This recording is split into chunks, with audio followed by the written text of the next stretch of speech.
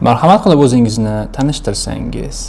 Mening ismim Yoqubbek, yoshim 21 da, Qo'qon shahridanman. Avval ingliz tili kurslarini qayerda o'qigansiz? Ancha yillar avval Kingston o'quv markazida 3 oy tahsil olganman. Undan keyin Help Akademiyada yana 3 oy, undan keyin yaqin kunlarda Stanford, unda ham 3 oy tahsil oldim.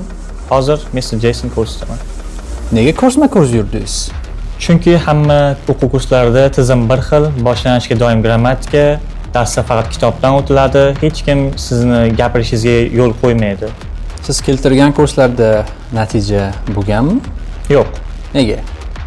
Chunki boya aytganimdek tizim bir xil, hech kim sizni shunchaki inglizni o'rganishingizga ochiq yo'l qo'yib bermaydi. Har doim hamma faqat bir xil tizimda o'tiladi. Hech qanday yangilik yo'q. Jami necha yil o'qidingiz ingliz tili kurslarida? Jamini aytsam 1 yil. 1 yil. 1 yil. Shuncha yil o'qidingiz, ammo gapira oldingizmi hech? Yo'q. Nega? Umuman. Chunki gapira olmasdim. Hech kim menga qanday gapirishni o'rgatmasdi. Har doim faqat hamma grammatika, qanday yozish, qanday o'qish, faqat shunga o'xshash narsalar. Nima deb o'ylaysiz?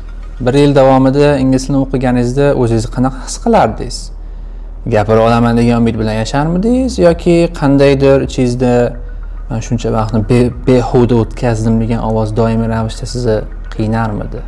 Ha, ba'zan gapira olaman deb ham o'ylardim, lekin aynan faqat bu yurishda hech qachon gapira olmasligimni ham bilardim. Chunki tizim meni qulflab qo'ygandek xuddi. Chunki qayerga borsam ham bir xil ingliz tili, hech kim hech qanday yangilik qilmaydi. Hammasidan zerikkandim xullas. Oldingi ingliz tili kurslarida o'qib yurganingizda siz uchun eng og'riqli lahza nima bo'lgan? Eng og'riqlisi har doim bir xil mavzuligi. Boraman, chunki yangi joyga borishim bilan birinchi mavzu nima bo'lishini bilardim.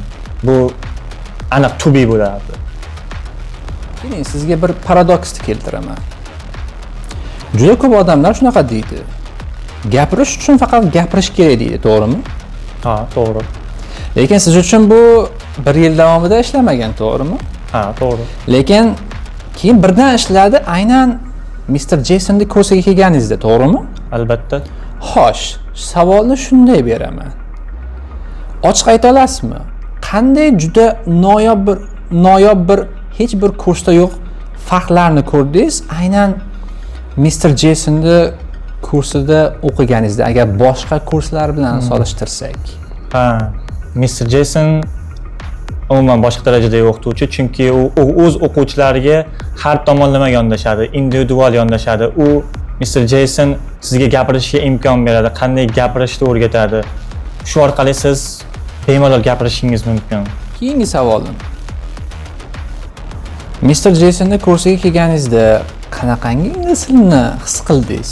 Ya'ni Mr. Jason sizga qanaqangi ingliz tilini o'rgatar ekan? Mr. Jason haqiqiy toza ingliz tili. Bu bilan siz bemalol ingliz davlatlariga borib yashashingiz, ishlashingiz, pul topishingiz mumkin. Shu bilan birga men ham osonlik bilan Mr. Jasonning qo'lida o'rganyapman. Keyingi savolim. Hozir qancha muddat bo'ldi Mr. Jasonning kursida o'qib turganingizda? Deyarli 2 oy. Deyarli 2 oy. Deyarli 2 oy. Unda savolni shunday qo'yaman. 2 oy ichida speakingda siz uchun eng katta wow degan effekt qachon sodir bo'ldi deb ayta olasiz? Ya'ni qaysi paytda birdan ha, men endi gapiraman degan his-tuyg'uni his qildingiz? Ha, Mr. Jason bir kuni tashqariga chiqamiz deyishdi. Bu men uchun juda ham g'alati tajriba edi, chunki biror bir ingliz tiliga borganimda hech qachon darsdan tashqari holatda bo'lmagandik. Mr. Jason bilan tashqariga chiqdik va biz ingliz tilida juda ko'p suhbatlashdik. Va shu orqali men tushunib yetdimki, ingliz tilini haqiqiy hayotga bog'lab o'rganish kerak ekan. Hech qanday bir grammatika yoki kitoblarga bilan emas. Mr. Jason meni tashqariga olib chiqdi dedingiz, to'g'rimi? To'g'ri. Bu bilan nima demoqchisiz? Ya'ni haqiqiy hayotda ingliz tili qanday ishlashini tushuntirish maqsadida biz tashqariga chiqdik, haqiqiy ko'chaga, haqiqiy odamlar bilan suhbatlashdik, haqiqiy vaziyatlarga tushdik va menda hech qanday qo'rquv va uyalish degan his umuman qolmagan. Keyingi savolim. Agar hozir o'zingizni 1 yil avvalgi versiyangiz bilan gaplashsangiz, tasavvuran. Unga bitta jumlada nima der edingiz? Mr. Jason oldiga bor, u seni qutqaradi degan bo'lardim. Mr. Jasonni kursida o'qib, siz uchun ingliz tilida gapirish endi ko'nikmaga aylandimi yoki shaxsiyatni bir qismiga aylandi deb hisoblaysizmi? Bu allaqachon men shaxsiyatim bir qismiga aylanib bo'lgan. Keyinchalik o'rganishlarim davomida bu haqiqiy ona tilimdek bo'lib ketishiga ishonaman. Keyingi savol. Mr. Jasonni kursida o'qiganingizdan keyin bugungi kunda ingliz tilida gapirish sizni hayotingizda qandaydir o'zgarishlar olib keldimi? Ha, men juda ko'p ma'lumotlarni ingliz tilidan tarjima qilish imkoniyatiga ega bo'ldim. Ko'p inglizlar bilan suhbatlashish imkoniyati bor menda va shu bilan birga o'z dunyoqarashimni ham kengaytiryapman. Keling, mavzudan tashqari bir savol beraman. Ya'ni keling, Mr. Jason haqida gaplashamiz. Aha. Xo'sh, Mr. Jason bu qanday ingliz tili ustoz? Ya'ni hamma o'qituvchilardek ailasi bor fabrikami? Yo'q, unday emas. Mr. Jasonda IELTS bo'lmasa ham, lekin butun dunyo tan olgan o'qituvchilik sertifikati bor. Bu juda ham katta daraja, chunki hamma ham bunga erisha olmaydi. Mr. Jason haqiqiy zo'r o'qituvchi, chunki u har bitta o'quvchisiga o'z yo'nalishi bo'yicha yondashadi va har bir o'quvchisiga jon kuydiradi. Bunday ustozlar har qayerda ham uchramaydi. Mr. Jason hammani kursiga qabul qiladigan ustozmi? Nima deb o'ylaysiz? Yo'q, unday emas. Nega? Misol keltira olasizmi? Chunki bir marta men o'z do'stimni Mr. Jason kursiga olishini iltimos qilgandim, lekin ular yo'q deyishdi. Chunki ular aytish bo'yicha Mr. Jasonning kursi oilaviy maktab emas, oilaviy bayram emas. Shuning uchun ba'zi bir talablarga rioya qilish kerak. Ha, demoqchiki filtrlab oladi demoqchisiz. Ha, filtrlagan holda. Hammani ham emas. Ya'ni oilaviy klub emas deganingiz demoqchisizki, oilaviy klub emas deganingiz ma'nosi hamma oilalar yig'ilib o'rganib ketadigan joy emas. Ha, shunaqa desa ham bo'ladi, lekin bu yerda asosiy maqsad natijaga yetkazish. Agar masalan faqat tanishlaringiz bilan bitta gruppada ingliz tilini o'rgansangiz, siz jiddiy qaramaysiz bu narsaga. Siz ularga ko'p vaqtingizni ketkazib qo'yasiz. O'rtada ba'zida kelishmovchilik ham bo'lishi mumkin. Shu narsani inobatga olgan holda shu qarorni qabul qilishgan deb o'ylayman. Keyingi savolim. Mr. Jason nimalarga kafolat beradi ekan va nimalarga yo'q? Kafolat bera oladiganlari bu birinchisi aynan sizni gapirtira oladilar. Ikkinchisi sizga har qanday qo'rquvni yo'qotishadi.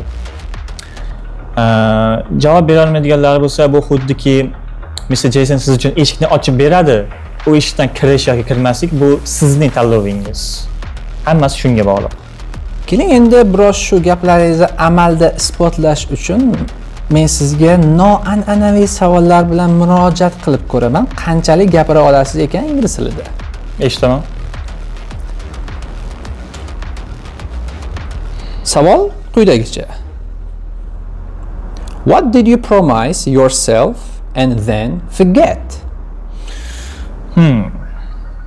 First of all, I really afraid of to speaking, and I really worry about my inner state.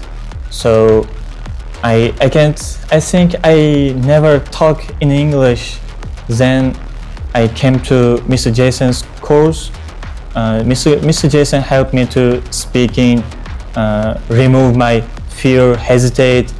After that, I'm surely I have no fear, I have no hesitate, and now I can clearly speaking. Good. Next question. Who did you agree with just to stop talking? So sometimes with my friends, coming back with big argue, and then I talked them with so bad words, and they came back talk with trash talks.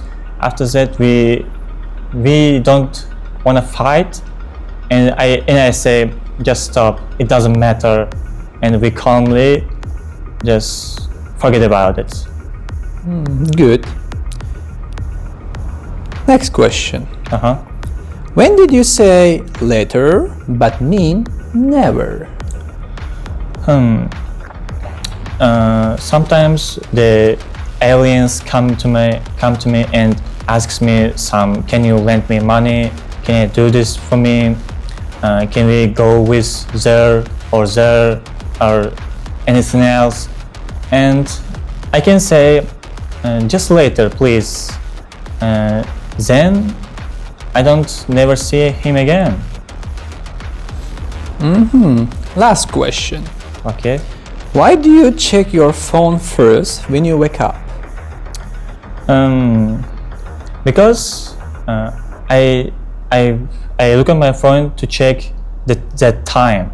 You know, I sleep too much, and I need to see what time is it now, and sometimes it's gonna be 10 p.m., 11 p.m., maybe 12 p.m. Good. Maroqli suhbat uchun kattakon rahmat. Rahmat. O'qishlaringizga omad tilab qolaman. Rahmat.